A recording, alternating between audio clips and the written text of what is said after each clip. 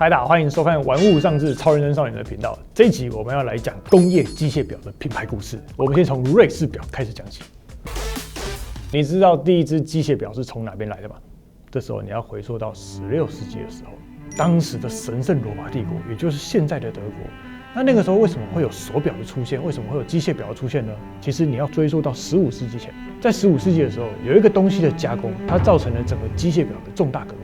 你知道是什么东西吗？齿轮吗？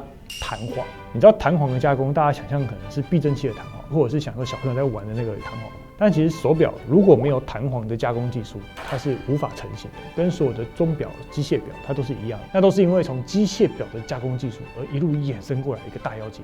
当时的冲击应该像 AI 一样，哇，弹簧，哇！因为以前的机械表它其实不能算机械表，因为在以前应该称为叫机械钟，就是当时的钟都非常的大，当时你要看时间的时候，你要从大钟里面去看。所以在当时呢，就是用像钟摆的方式在摆动嘛，咚咚咚。所以在船上的时候你就无法看，因为船会跟着晃，所以在船上的时候你就会晕船。晕船的时候啊，那个人生的时间感呢会完全不一样。所以弹簧的加工就让机械钟一路小型化，小到可以看到怀表，甚至到现在的手表。其实这所有的重点就是弹簧。那回到这一集我们要讲的瑞士表，为什么当今现在大家在讲机械表、讲到手表的时候，第一个就会想到瑞士表呢？回到历史故事，欧洲瑞士这一个小小的国家，它为什么能够做手表做到世界有名？跟小时候大家都是说，你要买手表，你要买瑞士表，你要买 Swatch， 你要买 Swatch 旗下的各种品牌。这时你就要回到16世纪了。你知道，因为当时宗教发生过非常多的大大小小的战争，所以在那个时候，法国的工匠跟意大利的工匠，因为改革的原因，就一路逃往日内瓦。而造成了当时许多传统工艺跟传统技术就一路传到了瑞士这个地方。还有你看这个瑞士自然安逸的先天条件，里面不管是金属加工呢，或者是一些木工加工呢，它里面的气候得宜，它的外在条件的影响都非常的低，也就造成这个精密零件的制作越来越精细。再加上瑞士人够 chill， 就是你才有时间，就是慢慢花了1、2、3个礼拜，然后就手工切出那个小齿轮嘛。所以呢，从这几世纪以来，包含我们之前别的影片去拆的70、80年前的老机械表，那些手工制作的表款，它都是因为它非常的精致，时间非常的精准，而且它还有工艺的美感，然后让人家会觉得炫目，让人家觉得崇拜向往。所以不管是欧米伽啊、劳力士啊、百达翡丽啊，这些你只要跟瑞士表扯上关系的，它的那个价钱就是慢慢的这样水涨船高，越来越高。但是工艺也真的漂亮，你看那些好的瑞士表拿起来的手感跟制表的感觉就不太一样。但是当你人生觉得顺遂的时候，这个不顺遂的事情就会来找你了。1970年代到1980年代，你知道当时的手表跟机械表产生一个最大的混战，那就是石英危机。其实这东西我印象，我虽然不是在那个年代出生的人，但是我阿公啊，他从以前就跟我讲说，他们那个时候一群人了嘛，去哪边旅游啊，去玩，然后大家就是要买那个机械表。然后就是说，不是啦，基本上买石英表，让那边机械表在怂，医药无啊被淘汰啊。所以石英危机就是石英危机就是装电池的手表，就是日本的石英表。你知道当时日本的石英表，因为价格低廉，做工也很不错，而且不止精准，在那个年代的日本人就是很凶猛，不管在商业上，还有全球上，不管汽车产业啊，还有各种日本工业产业啊，根本在大妖精。所以你知道当时多惨吗？原本市占率，瑞士表以前全世界50%的人都是戴瑞士表，100只手表里面一定有50只就是瑞士机械表。但是当日本崛起这个石英危机的时候，100个人当中变成只有15个人戴瑞士机械表，直接把它打掉35%。35%一间公司有时候可能快倒掉了。关于日本的手表，有机会我们会再拍日本手表的系列，大家记得订阅啊。所以当时的瑞士的机械表有许多100年的品牌差点破产，就是甚至有很多就直接关门倒闭了。但是危机中总是有转机。1983年 ，Swatch 出现了，有一个瑞士的工程师出来拯救了大家。恩斯特·汤姆克先生呢，他发明了一个 Swatch 手表。Swatch 手表大家应该有印象吧？一种亲民的价格，时尚的设计，让年轻人里面非常的喜欢，而且还是瑞士制造。因为在不同的年代更换的时候，你还是会对于瑞士手表有一个向往嘛。其实到现在我们这年代都还有。不过工程师有时候发明了一个东西，做出一个东西之后，你要怎么样去打到全世界或打到全市场呢？这时候你就要感谢一个男人，尼古拉斯·海耶克，他就是成为 Swatch 集团的创办人。这个男人呢，他带领了整个瑞士的钟表业界，抵挡了石英危机，冲出了一个全新的领域。所以你不要觉得 Swatch 看起来好像就是一个很便宜的手表，Swatch 它是个集团，而且 Swatch 集团下面有很多你知道的很大的品牌像是 Omega 啊、天梭啊、浪琴啊、Mido 啊，它这些其实都是 Swatch 整个集团下面的品牌，而且这些每个的品牌它都有非常精彩的工业历史故事。我们决定呢，就从这个品牌的支线开始一路讲起，看大家以后对哪一个支线特别有兴趣，我们再特别拍别集给大家看。所以在整个 Swatch 集团下面，今天我们如果要讲机械表的时候，我就想说，我应该来挑一个大家比较亲民的。很多人人生买一个第一个机械表的品牌，而且在很多国家、很多机场，你都可以看到。我也觉得它做的还蛮不错的，Mido。它是入门款，机械表的入门款算是吧。如果你现在28，坐2望3，你算是家财万贯吗？也没有，没有嘛，因为有时候戴手表是代表你这个人的品味啊，或者是你这个人的风格啊，你这个人的水准。你如果现在30岁哦，20几岁啊，你身上也没有钱，银行里面户头里面有5000万吗？当然没有，没有嘛？那你戴只劳力士是什么意思？比如说大家吃饭要付钱，要付个5000块，他们身上没钱，但是戴个劳力士，扛不住这个气场。你也会觉得这个人他三小。如果今天你是一个有 sense 的人，那工作条件、薪水都不错，你今天戴了一只3万块、5万块好看的机械表，然后不会觉得你浮夸。你知道以前我们曾经有去开会，我们要到建设公司，就是我们有一群人嘛，就不同的团队嘛，要去开会，然后就给他提案。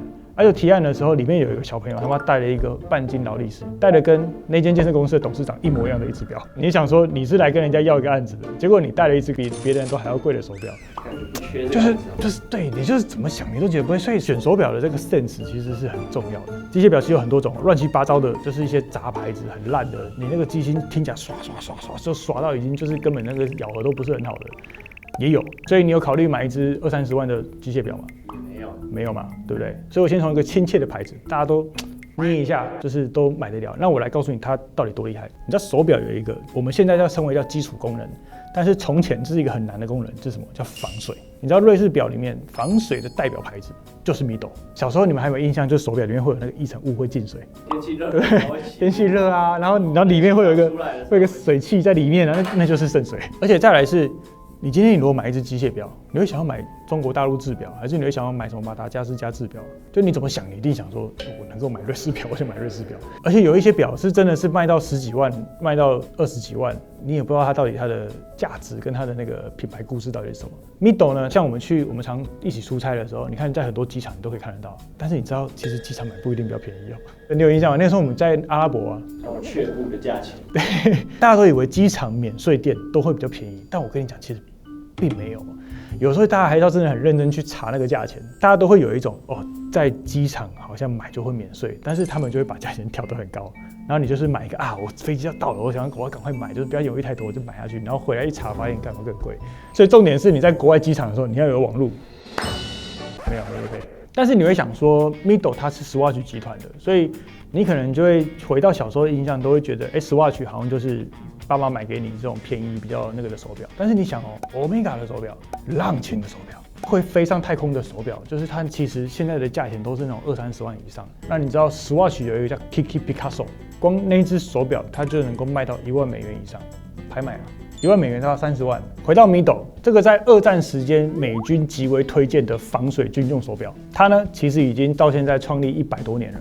在100年前呢，1918年的时候，当时有一个瑞士的制表师就去小龙乔治沙龙先生，他创立了这个品牌。而他为什么品牌会叫 Mido 这个名字呢？它其实从西班牙文来的，这个西班牙文叫做 Humido， 我衡量的意思。我衡量，你知道什么意思吗？我气节来量。他当时想要呈现一种就是精准卓越的制表精神，而用这个名字帮这个品牌定下来的基调呢是什么？其实就是时间。你这种表情看起来是不是很像？你有想过 Swatch 的品牌是什么 ？Swatch 手表。当然啦，他这100年来他也干过了不少事情。其实呢，如果你要讲他的经典之作，你可以从1920年的时候开始讲起。1920年代的时候呢，他第一次推出了为女性制作的手表，它整个上面呢有彩色的珐琅表壳跟现代的表带。当时呢，女生为之疯狂。当时以这种功能性的手表，其实大家都是以男性的基础为准。女生的手表跟男生的手表，其实你可以想象还是有蛮大的差异的。女生还是把手表当成是一种更像于偏于饰品的这种感觉，而男生的手表就是上面有一堆奇奇怪怪的各种功能。而那个时候男生在玩什么呢？汽车。1930年代的时候，整个世界产业汽车为之疯狂。你知道手表的设计其实就是方方正正的、小小的，很难，工业设计里面很难的一个课题。因为除了功能性之外，它的外形，在1930年的时候呢 ，Midol 他就把汽车散热器的格栅的那个形状，然后把它跟手表结合在一起。Bugatti 啊、劳斯莱斯啊、Ford 啊、爱快罗密欧啊，这个时候你就想说，哎，我如果今天开一台劳斯莱斯的车子，那我是不是应该要带个劳斯莱斯的手表的设计造型？还是我今天开个爱快罗密欧，我是不是应该就要配一个爱快罗密欧的手表，搭配我的汽车跟搭配我的风格？所以在很早之前到现在至今，一个手表它戴在手上的时候，你的风格感觉完全不一样。像我手上这个 Multiple 8的 Two Crown 的手表，蓝色哦，我现在换个黑色戴在手上，是不是？那我觉得整个气氛就差很多了。我再换一个银色面盘的，你看，就是你光换个颜色，或者是你换个表带，你的人的气氛就会变得不太一样。有些表它适合正式场，那有时候可以搭配你的衣服穿搭。所以那个时候 Bugatti 的创办人呢，他就是因为他有这个 Midol 的手表，所以他在2021年的拍卖会上面呢，他就把他那只表卖掉。你猜那个卖多少钱？2021年拍卖会嘛，现在是2025年嘛，他现在2025年 Midol 的手表大概一只4万块台币。那你猜他当时那个人创办人他戴的手表在2021年卖了多少钱？有100万台币，将近1000万。靠，900多万。一栋房子。一栋房子啊！所以你看我现在手上戴的这只表啊，超人人造人创办人，在我死的那一年，好，这只手表，你们再来拍卖，那卖了之后这个钱呢？我们在一起分。干我就死了，你们分，你们烧给你。回到美度，你如果要讲美度的话，你就要回到1934年这个年代。你知道，在1934年的时候，当时的很多手表还是没办法防水的，所以呢 ，Midol 他们就做了一个系统，叫做 Aquadura 系统。你能够想象防水可以怎么防水吗？让水不要跑进去。好，你这些都知道，来啊，结构怎么做啊？2片胶这样封在一起吗？玻璃还是树脂面盘这样子放上去，然后粘一圈吗？还要用热开瞬间胶。靠腰。那你有没有想过，如果玻璃是埋在里面，然后外面砍在上面呢？还是如果今天先做玻璃往上，它的外框往下锁呢？还是今天是先一个么字形，再一个往下，然后用大气压力的方式把它压住呢？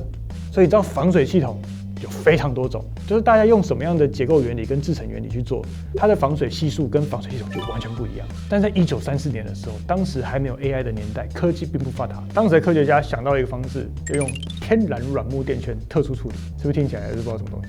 因为手表在锁的时候，防水它其实像现在我们都用什么橡胶垫圈嘛，但是在当时的工业制成还没有办法这么完美的时候，那个年代的橡胶就很容易脆化、糊体还是什么，就是很多无微不微，所以你很容易。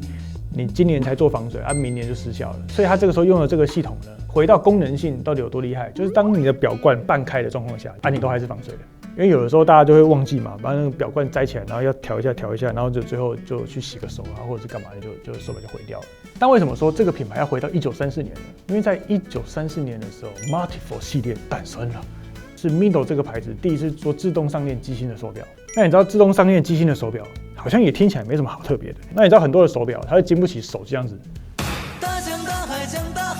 或者是这样挥，就是你不能拍桌子，因为拍桌子你的机芯就跳了。那自动上链有多漂亮呢？你看到后面这个，当你手在戴的时候，它是不是会旋转？它光是靠这个里面旋转的力量呢，就可以维持手表在非常精准的时间里面，然后去一段一段的充电。所以其实我自己在玩物丧志的时候，我买手表，我非常喜欢买这种叫透背的手表，就是你可以看到里面的机芯，你可以看到里面的油丝，然后你可以看到里面的一翻二翻，就是你可以看到里面的齿轮，你再看它的加工细节啊，看它的抛光程度啊，你就能够想象说，你把一个1934年的历史跟瑞士手表的细致工艺戴在手上的感觉，这个是发展了100多年来，你看人类从手工这样子球到现在，你可以把它戴在手上，这样子乱挥乱打，然后都还是能够让你的时间非常的完整，而且还能够帮你储存能量。所以在1934年前，你知道他们做出的能够抗震、防磁又防水的手表是一个多么不容易的事情。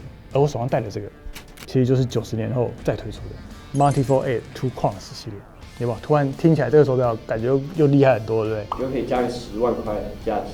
你看以前你在看手表的时候，你不会觉得它就是一个手表，时间看起来它精不精准，然后看得起来顺不顺眼。但是当你知道更多的故事跟更多的机械构造的时候，你手上戴着它就不是一个时间而已，它是一个人类文明的工艺品。所以你在看每个不同的手表品牌的时候，你都可以看到它不一样的系列，或在不一样的年代，有些人复刻，然后有些人在推出新的产品。我手上这个呢，就有认为非常适合工业人，8角形，比套筒还要多2角，然后双表冠，一个表冠它是控制内旋转表圈的，然后在转的时候是在转里面这个内旋转的表圈。我们没有这个美国时间，都等到它比到12嘛，但是我们有瑞士时间的技术，就是我现在我要计时10秒，这样1、2、3，你就可以用从这个中心点，然后去往后计，就计5秒、计10秒，你就可以很容易的快速判断。然后下面这个就能够调你的时间，然后可以调你的日期。记得要顺转，所以不管你是日常上班还是运动的时候，其实你都可以戴。然后你可以从每一只的手表里面它的各种造型跟它各种形象去想象它想要表达的那个概念是什么。而它这一次的这只表，它想要提出的概念是 technometry， 也就是呢，在一个小小的腕表设计里面，他们想要表达出科技跟几何在极端的环境下，它都依然可靠的一种形象概念。所以有时候你看手表，你可以除了看造型之外，你如果要知道它后面的设计理念的时候，你会觉得这个手表就更有趣一点。你看哦，像这只 TV 大日期窗，当然眼睛应该看得出来，这两只是完全不同风格的手表，你应该看得出来吧？咖啡色一个蓝色，太好了，你眼睛没问题。你看到它的外观设计造型上，我把这只手表再换过来，是不是气氛就完全不一样？其实它这只更适合穿衬衫，或者是穿绅士装。如果今天你要去 GQ 走个 swalk， 还是正式场合的时候，我觉得它穿起来会更适合一点。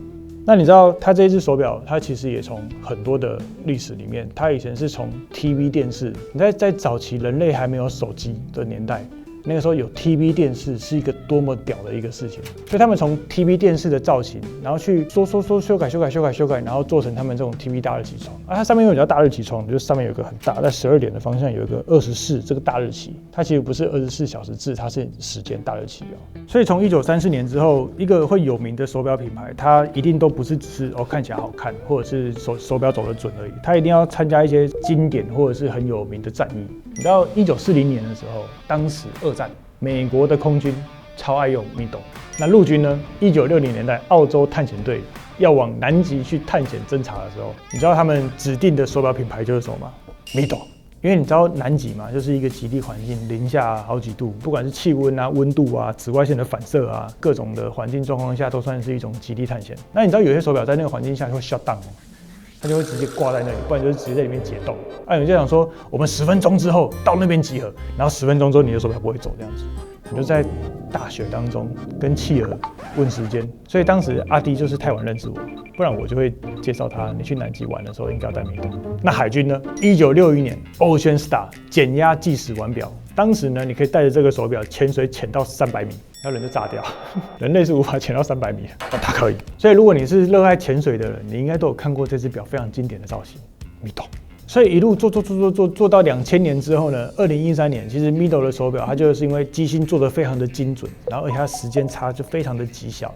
然后呢，你知道在手表里面会有一种叫天文台认证，一般的手表你要拿到天文台认证其实就不太容易，甚至呢它是被选入10大天文台认证的机芯生产商之一，听起来不一样，对不对？你现在知道为什么很多人人生第一机械表是买这个手表，4万块上下，然后你又哇，你又买到很好的机芯，你又买到就是有很多丰富有趣的故事，但手表的丰富故事蛮多的，是之后我们还拍很多集。所以你看，在我们在讲这100年来的娓娓道来，在Mido它加入Swatch集团的时候，它其实不仅能够把它的品质做到非常好的瑞士表的规格，同时在不同的新的时代、不同的年份，他们又会开始创新出很多造型、很多不一样功能的手表。所以这也是为什么很多人会说它的 CP 值很高，然后它也是很多人买机械表的第一支手表的选择，就是手表3大原则：有美好的故事，有精准的时间，亲民的价格。你知道，认真想一想，我在20多岁的时候，我爸他曾经有送过我第一只机械表，然后那时候就跟我讲说，你知道机械表跟石英表完全不一样哦，是不一样的东西。